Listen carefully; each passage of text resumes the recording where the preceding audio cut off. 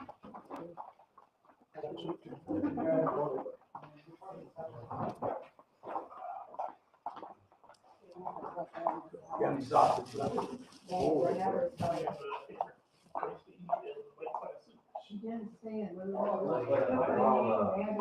you looking for? You tell me when.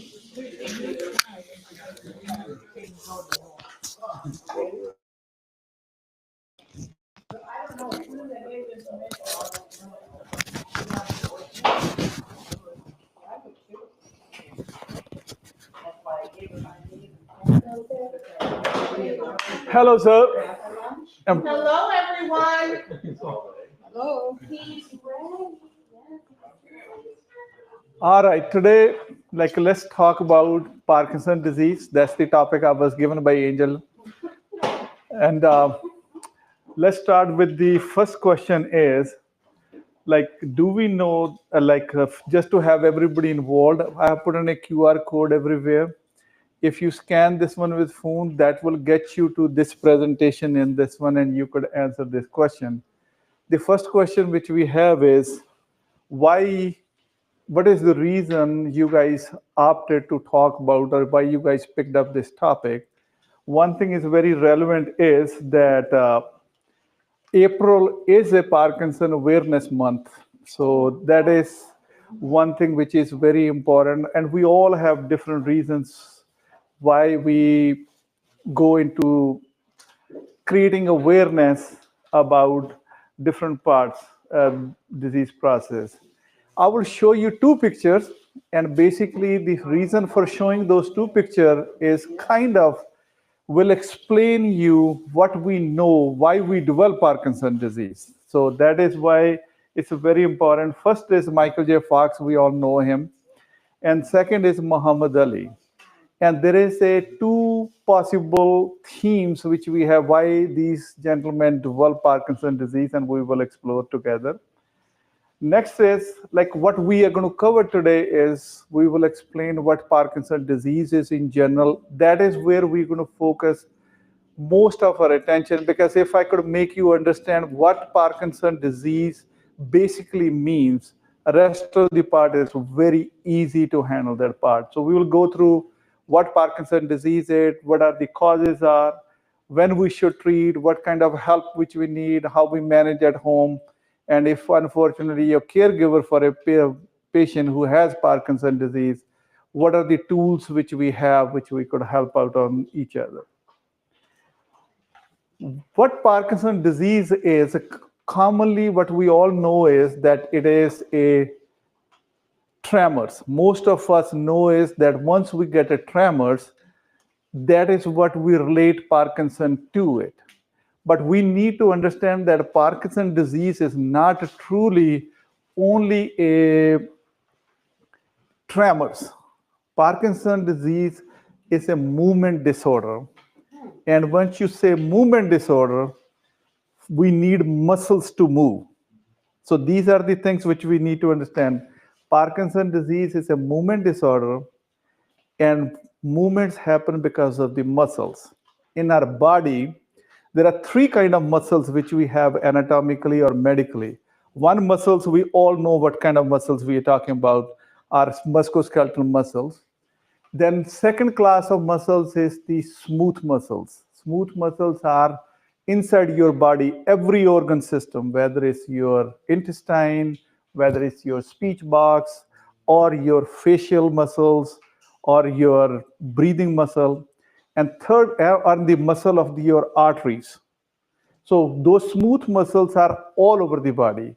And then there is the third kind of muscle, which is specialist muscle, is the cardiac muscle or the heart muscle. So once you talk about Parkinson's disease, this being a muscle disorder, now all of us take for granted, you all are eating, you're holding fork, you're cutting meat, pasta, how smoothly you pick it up, it goes into your mouth, and we coordinate, chew it, it gets swallowed. It's all very coordinated. What happens there are two systems which are controlling our movements. For every movement to happen, like say, for example, you're breaking bread, your brain has to think that if you need a bread, then you have to break a bread. Then it has to create action which goes down to your muscles that you pick up the bread, you break it. Then this movement needs to be refined. Even if you're not looking at it, it automatically goes into mouth perfectly. So there is a movement which needs to start in the brain.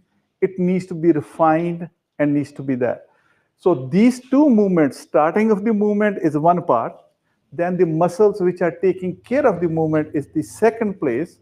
And third is fine tuning of the movement, that we are looking somewhere else we could do the things. That is the third fine tuning part of it is. And when we talk about Parkinson's disease, all three goes bad. So there are in the brain, there are two systems. One is names are not important. We all have heard pleasure and reward system, which is driven by dopamine. This is one of the chemical in the brain. But that's not a pleasure hormone only. All the food when we eat and we enjoy it, that's dopamine. Sex is dopamine, drugs is dopamine, drinking is dopamine. It's all pleasure and reward is all dopamine. That is a break in your brain. It's not a pushing the accelerator. That is a break. And then there is another chemical which is called acetylcholine. That is the kind of, we are giving the gas to this one, is that starts the movement, initiates the movement. So there is a very fine balance between these two chemicals in the brain. When we talk about Parkinson's disease, the dopamine part, which is the break in the brain, that is the one, there is very particular part of the brain that goes under degeneration and it stops producing dopamine. So let's see what happens. Once there is no dopamine, we don't have the breaks. Second thing, it is a hormone which give you pleasure and reward. So that is the second place where you will have the symptom. Then there is a excitatory hormone, acetylcholine, that the ratio gets disturbed. For in comparison to dopamine, your acetylcholine goes down. So you are in a race all the time. You're pushing the button all the time. And acetylcholine is not only with the muscles, it is also needed to store memories, make memories. So there is a fine balance between dopamine, how much it is, and how much is the acetylcholine is. But unfortunately, in Parkinson's disease, your dopamine level goes down. So once that goes down, you have the brake system goes down.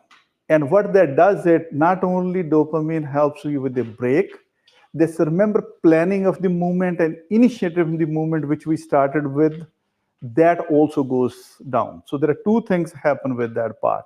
Now we relate Parkinson with the tremors. Tremor is not happening because of the dopamine. Tremors are happening because of the acetylcholine, which is the gas pump on the muscles. They are the ones start shaking it. So because they are not finely controlled, so they both are not the thing. So you start having this part of it. Here, one of the common things which I want to like seniors start worrying about, every tremor. Parkinson's disease is common. It's not very common. So you all, like whenever we, at your age group, the disorder which is very common is called essential tremors. So if any of you ever start developing tremors, don't think Parkinson's disease first. It could be, don't think Parkinson's disease, think of essential tremor. Essential tremor is still a movement disorder, but not the pathology which I described, like in the brain, your dopamine goes down and the other one going up. So they both are very different on this one is. And second thing happen is the characteristics of dopamine, you're not able to start the movement, not refine the movement, and then also the other system going very fast. It gives you kind of a 3-4 very classic symptoms. We go use the analogy that you are strapped. First is that you feel lot of muscle rigidity. Like suddenly every muscle in the body, don't start making the plan because the muscle pain could be bazillion reasons, but I'm just in relating to Parkinson's disease. So you feel very stiff. The most common first symptom is not tremors. First symptom is the your stiffness. Second thing comes in is you start having a little bit of tremors. And the difference for Parkinson tremors and the essential tremors, which most of us can have, Parkinson tremor is usually on the one side. It's usually not on both sides till its later stages. It starts as a single, and then also it is all the time.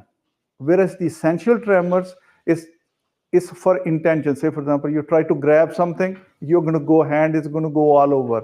You try to, there got to be intention behind it. You're trying to feed yourself, your fork is going all over the place. That is not Parkinson's disease. That is your essential tremor. So these two needs to be differentiated on this one part. Then the third part is rigidity. You not only stiff, but you're like a rigid. And the rigidity is like very different than one is that you're stiff all the time and rigid. This is like a cogwheel type. You start like this, it's like comes and then gives away. The way they're walking, suddenly they're doing it, and then they suddenly gives way and they fall or they go backwards. So it's a cogwheel, like it's rigid, then gives in, give it, then gives in. So rigidity is very different on that one part of it is. And then the last part, which is where most of the things start happening, is your postural changes, that you have difficulty maintaining posture. That's where you will find people start falling, passing out, and all those things. So we use this analogy of being strapped, that you are stiff, you start having tremors, you're rigid, and then akinesia. A stands for akinesia, meaning you have difficulty in starting your movements. That's the first thing which we talked about. Then P is the postural changes. So keeping this one, these are the classic symptoms. Go ahead, Brenda. These are the what dopamine does. In the brain, it is a brake, and also it's a pleasure center. This one, let's keep going with the. And in the body now, let's go. That's what I described. You go no go pathway. Next. Then this is what is happening in your body. So let's cut out of brain. What dopamine does in your body is you feel when it's not there, you feel tired. Then remember I explained you everything is muscle. So now let's take other muscles in the body. Let's talk GI because that's what we start. First thing we start is let's start from face. You will see their face start changing. Like when they're talking to you, there is no emotion, there is no impression. We call mask shape. So this first is the facial changes, this thing. Then when you're discussing, there might be something happy, something bad. They cannot express emotion. We express our emotions through our facial expressions. So there is they cannot express any facial emotion. Then go to our upper, the esophagus, they have a difficulty in swallowing. Then we have larynx, that's also a muscle. They have a very difficult time talking. Their speech becomes very slow. They talk in a very monotone, very slow way they do it. They cannot change with tone, emotions, and all those things. Going down, when you go in your stomach, they cannot digest the food. Food is sitting there, it's not moving in the gut. And then intestine, you get constipated. So these are all the symptoms starting depending on face, mouth, your food sound box, your esophagus, your stomach, intestine, depending on what is involved, which muscle is involved, you could have the symptoms of going this one. Second is your acetylcholine, the second neurotransmitter. That is the one which is excitatory and is required for you to have the movements. Next. In the intestine, whatever I just described about dopamine, all the muscles, it will do all the things opposite. These are the like how many people get this thing? In United States, currently there are about 1 million people. We are about 300 million, but 1 million people have Parkinson's disease. 1 million. And there are about 60,000 to 90,000, depending on which source you look at it. Every year, they are getting diagnosed with this disease. Next slide. Now, these are the two chemicals which I have been trying to get your attention, dopamine and the acetylcholine. Next slide. These are the, I'll go over this, I have covered this one part. So these are the like the 5 things which I explained to you: stiffness, tremor, rigidity, akinesia. And this is where the different muscles, the stiffness which comes in. These are the tremors part which I described. I described you about the rigidity. This is inability to start your movement. See, this is very important in the Parkinson's disease. Like say, for example, food is sitting in front of you. You need to initiate a movement. We take it so granted. We pick up the food and start eating. They are thinking of eating, and your hand and does not obey your command, go and pick it up. And that becomes a very big source of depression, anxiety. They present very differently on that's the postural changes which I described. Let's talk about the causes. In the beginning, I showed you 2 pictures. One was Michael J. Fox. He got Parkinson when he was only 29. Anybody who develops this disease at such a young age, that is usually genetic. So we know for sure that the genetics play a role. People usually who develop early, the median age where most of us will get diagnosed, if God forbid, that will be 50 plus. Anybody less than 50, they usually fall in the bucket of genetic causes. Then age is the risk factor. Then environmental factor. There is a lot of like a pesticide, a herbicide, they are linking to them. But that is, you pick any disease, they will pick it up. We are not growing on our own food, so we are exposed to all of them. But that has been constantly linked with this one part. Then the other most important part is Muhammad Ali's picture, which is repeated head trauma. Like boxers, these are football players who have repeated the trauma. They are also known to significantly have a higher risk of developing this Parkinson's disease. Now, question is, what can we do? First of all, let's start about the prevention part of it is, and then what we will talk about the treatment part of it. On the prevention side, no matter which disease you have or which diagnosis you have, basically it will go back to clean eating. And clean eating means is food which is predominantly balanced. Balanced means plant-based, 80% of your calories coming from plant, and 20% or whole grains or legumes, and 20% of the calories coming from clean meat, clean fat, and avoiding all the pre-cooked foods, like the packaged food primarily, that got to go. So the diet is very, very important. If we clean our diet, then we could prevent pretty much name any disease, any of us will have it, you could do this thing. Second part is exercise. That's very, even at advanced age, and 30 minutes minimum. Any kind of, if you cannot go to gym, cannot walk, just sitting on the chair and moving your legs and all those things. Whatever you do, minimum 30 minutes. Recommendation is 5 times a week, preferably 7 days. So if we could add this one, find 30 minutes. If you can't do 30 minutes in one go, let's do it 2 or 3 times. You are retired, you have time. That is the biggest contribution you could do that. If you start moving, your blood pressure will come down, your sugar will come down, cholesterol will go down, depression goes down, memory improves, name anything that will help not only with the Parkinson prevention. Next is the sleep. Most of us don't pay attention to sleep, but sleep is not a passive process. Sleep is a very active process. You need to have a schedule because most of the time when we cross 60, we are napping whole day. And that is one of the worst things which we could do.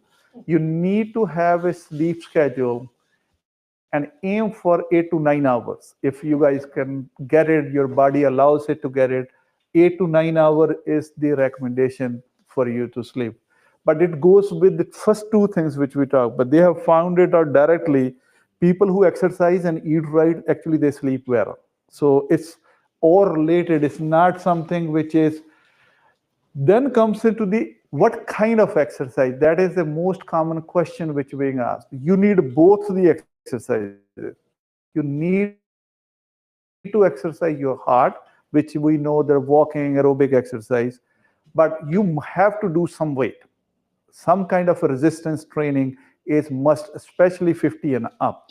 Because what they found out, people who are just doing heart exercise, aerobic exercises, they don't get all the benefit. You need to have some kind of resistance. Just buy cheap bands from Walmart, just put it around a hook, just some kind of a resistance. If nothing else, whatever the way you could create resistance, you need to do both. Next slide.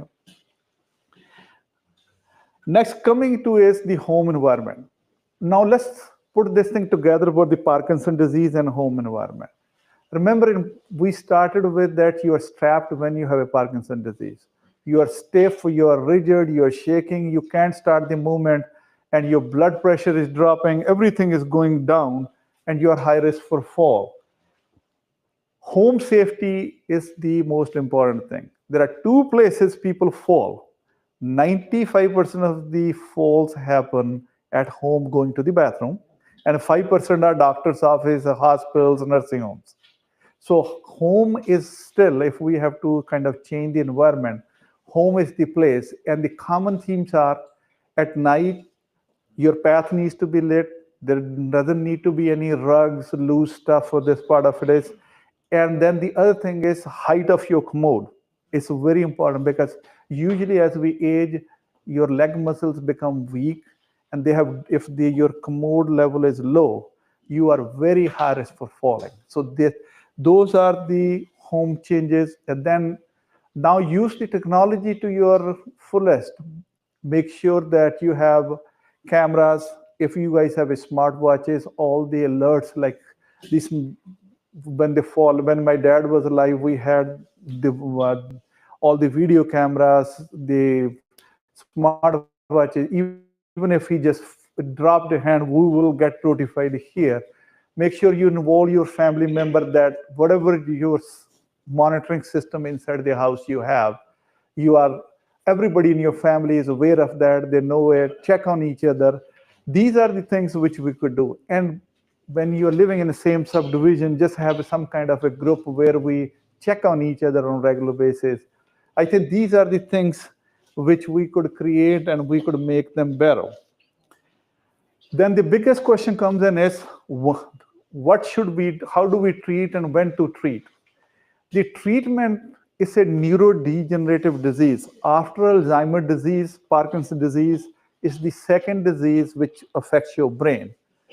And the way this works out is the medications, when you try to tinker with all these neurotransmitters in the brain, they are not free from side effects. The medications are not clean, or we don't have good grasp on lot of things which are happening. So what that leads to it, the decision to start when to treat is very complex. It should not be lightly that you start having this part and you start taking the medication.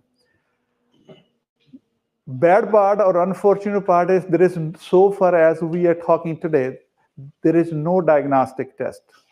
It's not a, we could do the MRI on you or a blood test on you, and you could say that you have Parkinson's disease or not. Parkinson's disease is 100% pure clinical diagnosis. Usually it starts with the clues from home. Suddenly somebody who never had any problems start falling. They were regular around the clock. They are constipated. Their face changes. Their pictures start changing because of the mask face. They cannot express themselves. Then people say that he's becoming emotionally distant. Because Parkinson's disease happens more in male than female. That's why I said male. This one, it's more in males than a female. So a lot of things get into play. Like you guys pick up the clue at home that something is different. Then most of the time, where a healthcare system works, is you go to primary care office, and they will collaborate with you, see the things, and then many times primary care before, usually very rarely, like I don't start anybody directly on a treatment without consulting a neurologist. I truly believe this is a diagnosis where it's purely clinical. And the medications, as I said, they are difficult, expensive, and a lot of interactions. So usually we end up referring to the neurologist, and they will go over the same symptoms which we went over that part. And then depending on the severity of the symptoms, how much those symptoms are bothering you, that will determine whether the treatment needs to be done. And the treatment is geared, I will not go over the medication next time, the medication details, but the treatment is geared towards, remember, the dopamine level is going down in the brain. Anything which we will do, we are trying to improve the level of dopamine. There are a lot of some food precursors which are problem with the dopamine is our brain, the way nature has created us, is very protected. Brain, we call blood-brain barrier. Whatever is circulating in your blood, it doesn't have a direct access to the brain. There is a system which filter out everything. It does not let go everything. Whatever is in your blood circulating does not go to the brain. So brain filters it out, keeps it separate. So because of blood-brain barrier, most of the medication which work on the dopamine system, they don't cross that barrier. So we have to use different medication to tag it, release it, so that it can go up. So whenever there is a deficiency, what we could do? A, provide the body with more precursors of what dopamine-rich foods. And primarily, there's nothing animal food. The only thing, a couple of them are shown to improve the dopamine level is one is your coffee, and then second is the flava beans and velvet beans. Velvet beans are like, they have a very high level of dopamine. If you Amazon it and search it, you will find a lot of supplements which contains that. But the way our industry is regulated is all this. What is the difference between a supplement and what's the difference between the medicine? In medicine, what we call medicine, it is tested, it's reproducible, and it has X amount of active ingredient in that supplement.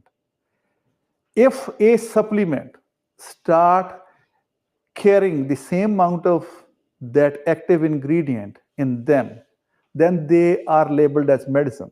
Then they go through FDA approval, this approval, that approval. So all these vitamins and supplements, they are negative trials. So what they do is they keep the level of these active ingredients at a lower level so that they don't have to deal with our government and bureaucracy. But what it does to you and me is, technically, those chemicals work when they give you ad or explain this, and they say this works. Yes, that active compound, if you Google it or artificial intelligence you use, you will find that works. But the amount and concentration is usually not therapeutic. That is where, that's not only with Parkinson supplements. It is true to every supplement this thing is. Like, say, for example, most common is like cholesterol. All of us have a cholesterol problem.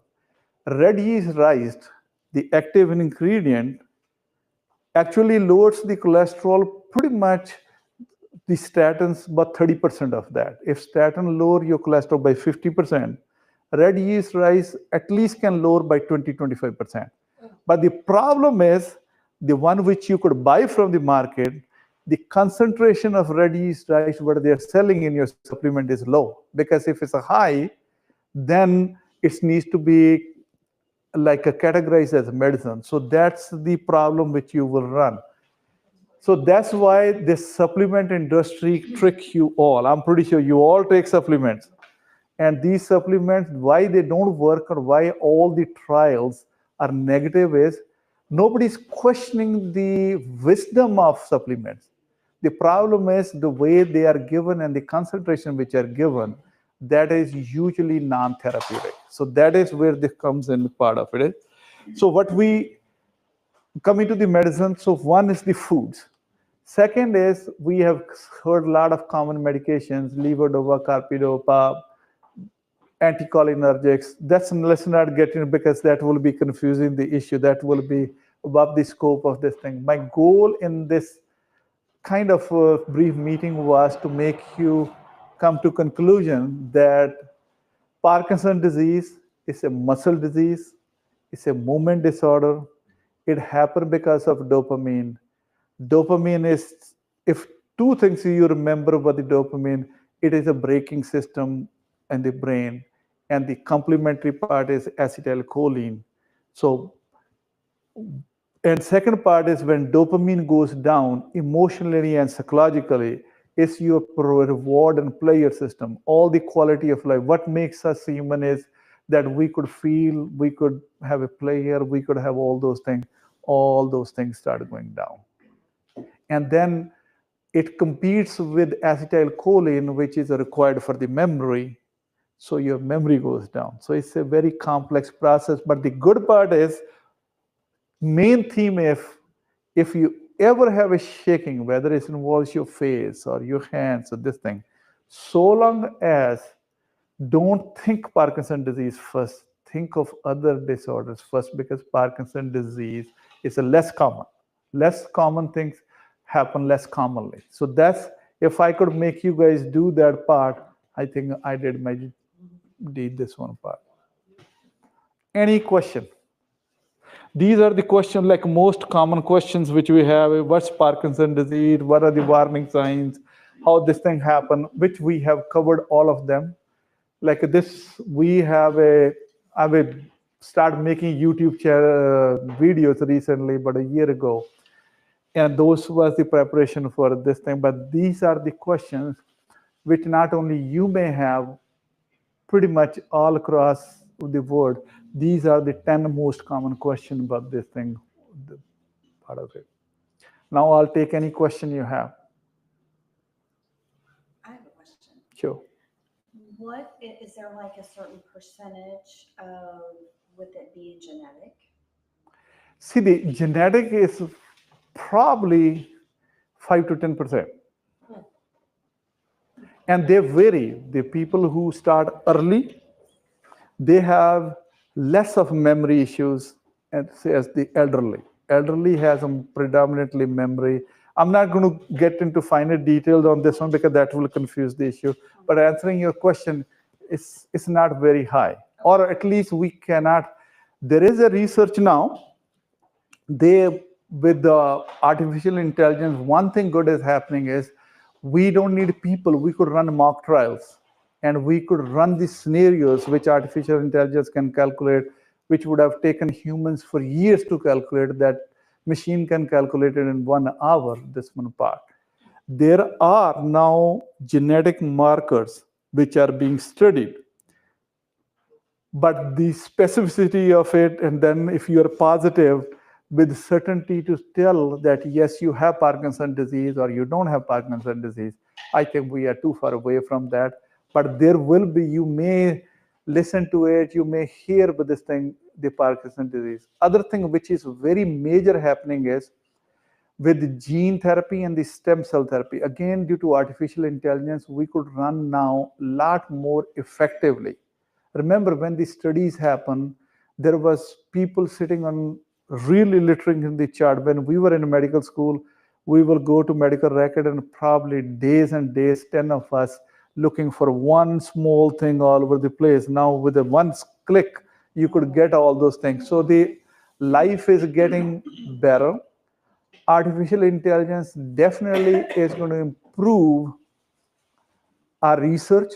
It is definitely going to shortchange a lot of stuff. The hope is that our regulators, they are responsible. They look at the evidence and they don't start improving the things and approve the things quickly. But the things will be improving. So because we know that we know it for the last 200 years why we develop Parkinson's disease, that those neurons or the brain cells where dopamine is produced, they undergo degeneration. There are multiple reasons which we alluded to this one, but we know what happens. Now with the deep brain stimulations, gene therapy, now with the nanobot technology is there are small sensors which are size of the cells which we cannot see with the naked eye. We inject it and we could direct them to go there and deliver the drugs. And those drugs are being used as we speak in cancer treatment and all those things. So the things are definitely improving significantly, and they are in last 5 to 10 years have been moving at a faster pace. The key is the responsible use. That's not the topic that they say, but a lot of with the gene therapy, stem cell therapy, and then with better trials, and we could run faster. Typically, if the medication needs to be, it took about 5 to 10 years to develop it, to see whether it works, and then if it fails, then another 5 years. Now this thing is reduced to months. So things will come better. So hopefully our financial system supports our technology, our medicine is a lot more ahead of our finances. Our finances are leaning behind, but the medicine is getting better. Go ahead, ma'am. So right now where we are, we're treating the symptoms of Parkinson's? Absolutely. Parkinson's disease, everything which I told you is we are treating the symptoms. We are not able to take care of the pathology behind, because that thing is gone before we develop the symptoms. Okay. Yes, ma'am. Does dementia go along with Parkinson's? Yes. It is not a rule. See, remember I told you two neurotransmitters, acetylcholine, the other one is the one which is directly related to memory. That is your memory storage chemical. But there is, in the brain, there is a very delicate chemistry. They all are in sync. When one goes down, other goes down, they start affecting, and yes, memories, but it's on the later stage. Parkinson people, they can till very late stage, they can understand you. Remember, one of the impediment they have is they cannot talk. They know, they understand the process, but they cannot make their muscle to act. Even talking is a muscle. Eating is a muscle. Everything is a muscle. So how do you die from Parkinson's? You don't. Yeah, you do. I have a friend that died. No, you will. Eventually, once you start getting worse, remember I told you blood vessels have a muscle, heart is a muscle. Eventually, when the disease process, we start with the musculoskeletal system, then every other muscle will start, and then you will start have a complication. Something will happen. Nature has way to get us one way or the other. How do we? Yes, sir. Is it a fact if you have Parkinson's, you don't blink? No, it's not the question you can't blink. His are depending, first of all, in the later stage, yes, they can blink. But most of us, when people do is, they want to blink, but their blink will be delayed. You would have moved on to something else, and they're still blinking. You forgot about them and then they blink. My Yes. brother has Parkinson's, and he's on the internet all the time. There's a doctor on the internet that's telling these people that the carnivore diet is going to help their Parkinson's. See, again, I said a little bit, diet, other than couple of beans, flavor bean and velvet bean and coffee. What I am saying, I'm not saying what somebody believes. I have to stick to the science being a physician. I cannot be on this side of this thing and telling you something. There is no evidence ever. This one is any kind of a diet other than those beans, and the data is iffy. This one He's is a word. grasping at straws, you won't believe me. Listen, we all will do the same. I don't blame him. When I'm in trouble and I'm sinking and somebody say you could do that, you could come up, he will do it. We can't blame him. Why would he refuse to come to this meeting? Why would he do this thing? Is we all in denial. Yes, we are. It's a common thing. I know that I shouldn't eat this, but if I see something there, I eat it, knowing what I know. We don't live with this. We live with emotions. Yes, ma'am. So because right now, we can only treat symptoms, and if we treat and alleviate symptoms, we can find a better quality of life. You were talking about the GI tract, facial muscles, the larynx, going down to the digestive system. What are your thoughts on using the polyvagal theory? So vagal tuning, humming, creating stimulation that stimulates the vagus nerve in order to stimulate those points on the GI tract, which may in turn help. See, the problem with it, first of all, that's a good question. But in Parkinson's disease, the issue is not vagal is an acetylcholine system, and that system is intact. It's the balance is altered. When the balance, if you ask me a general question, if you have Parkinson's disease, doing weight training, having good muscles, having balance, all those things are important. But going to specific vagal stimulation and stopping, because it's in this Parkinson's disease, it's a balance issue between the both of them. It's not one going up or down. So even if we were to use that, No, then it will not may work. Not help with the speech. Theoretically, it will not work, but it will be above my pay grade.